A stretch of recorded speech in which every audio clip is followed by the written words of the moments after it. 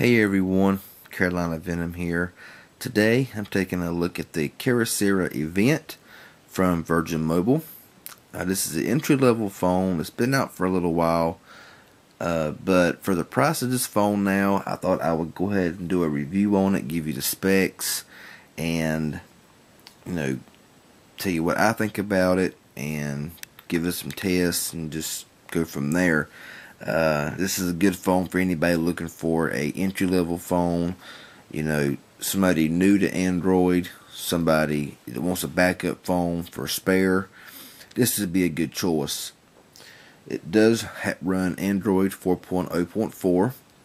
It does have a 3.5-inch display, which is pretty small, compared to some of today's phones.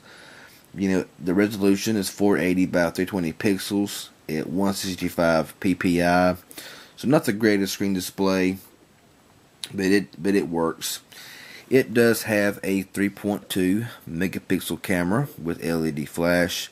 Max video resolution is 800 by 480 WVGA, and back here is your speaker and your speaker for your ringtones and your speakerphone.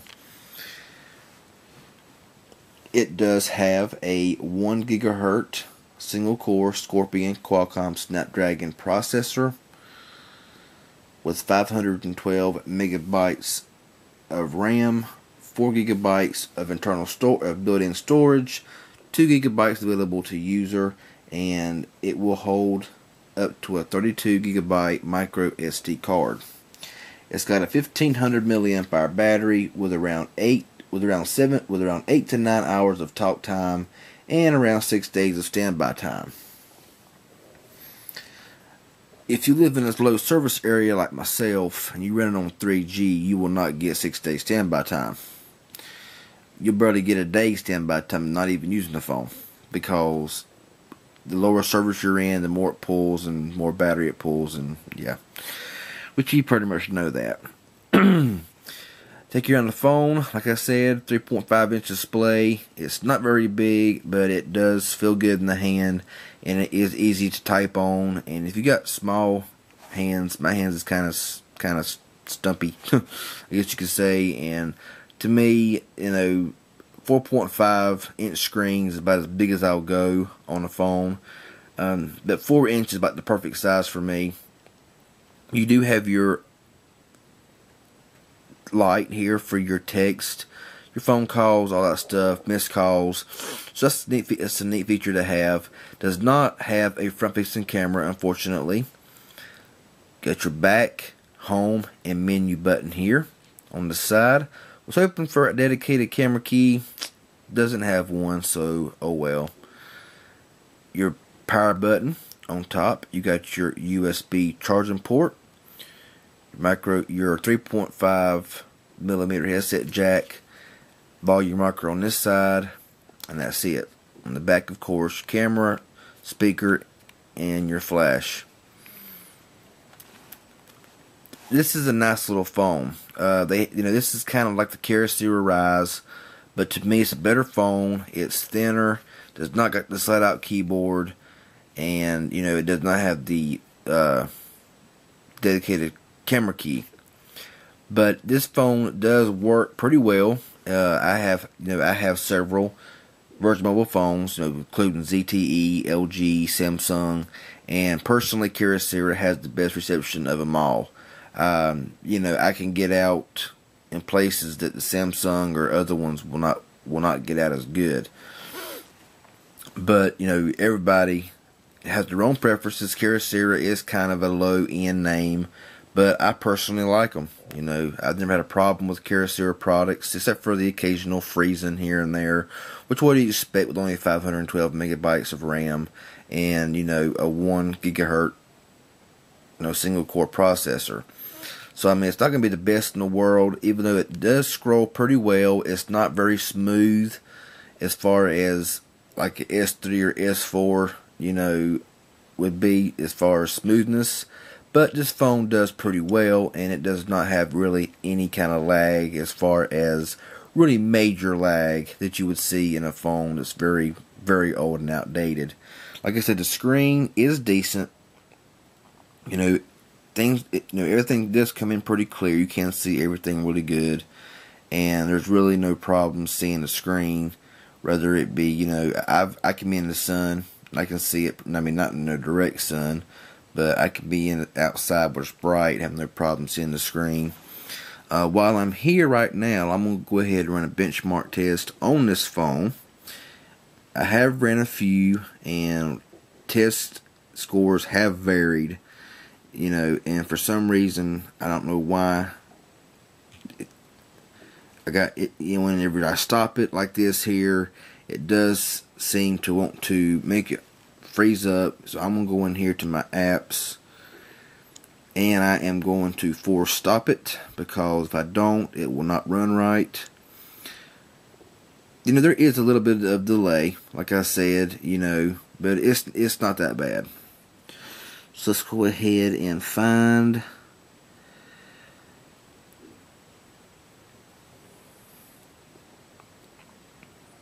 there it is. We'll go ahead and force stop it, and we'll clear data. And then we'll go back, and now we'll try this again.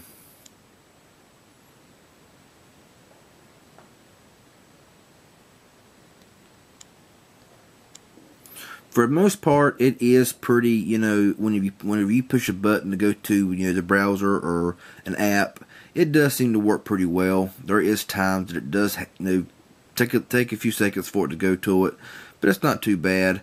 The camera is nothing to brag about at all, but outside pictures are decent, but it's nothing really, like I said, to brag on.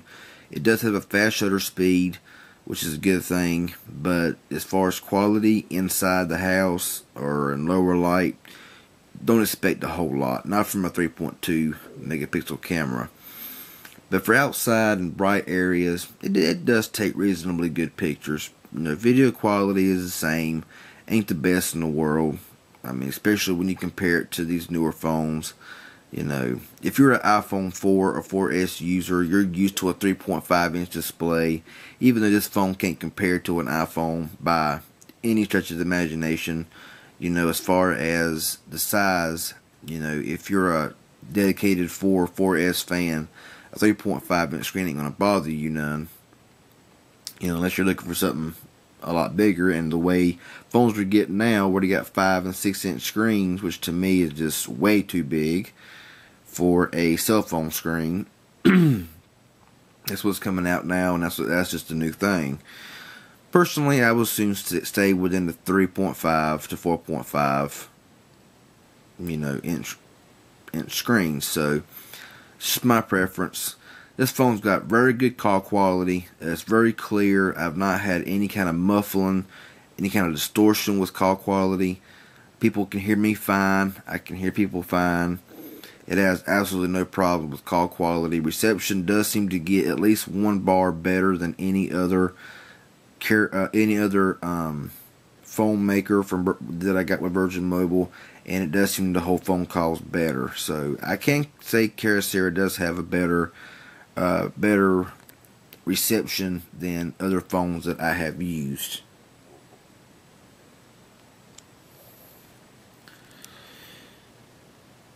So my device is coming in a little bit low at this time at 1864. Last time I ran it, it was around 2300. So it does vary. 1800 is not good. Not compared to some of these newer phones.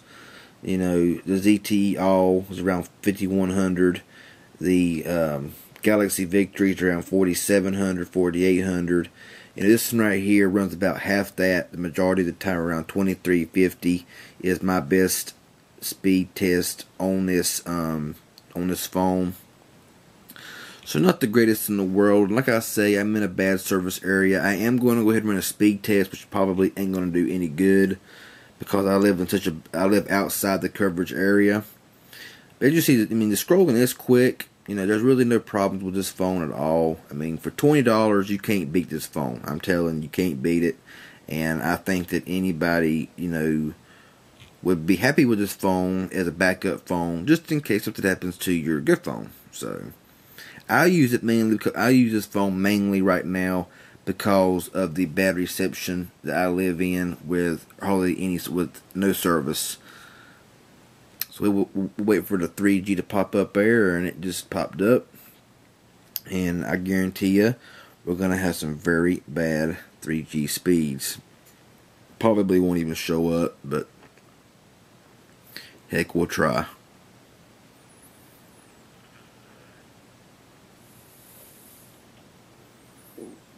Can't even pull enough data to even get it to come up.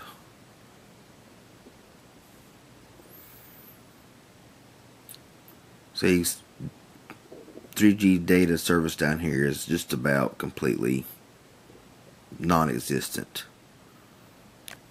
I'll try holding the phone and see if I can get it, if it'll get it to go.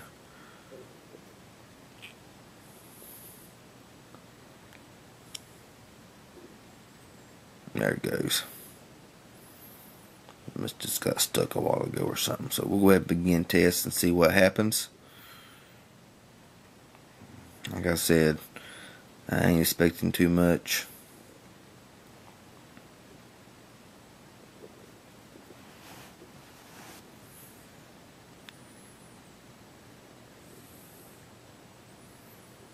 You know, the needle's not even really moving. So, like I said, it may be 0.05, 0.06 at best. At 0.03, the lowest it's ever been. Upload's going to be about the same, probably. So, like I said, down here, especially when you're in no coverage, 3G service is very non-existent, and the same as download is upload. So, really it's not going to be, even in Sprint's best 3G service, the most you're going to be able to get is about 1.5 to 2 megabits per second. And when I say megabits, I mean megabits. Cell phones run off megabits. It takes 8 megabits to make 1 megabyte. So whenever you're looking at 2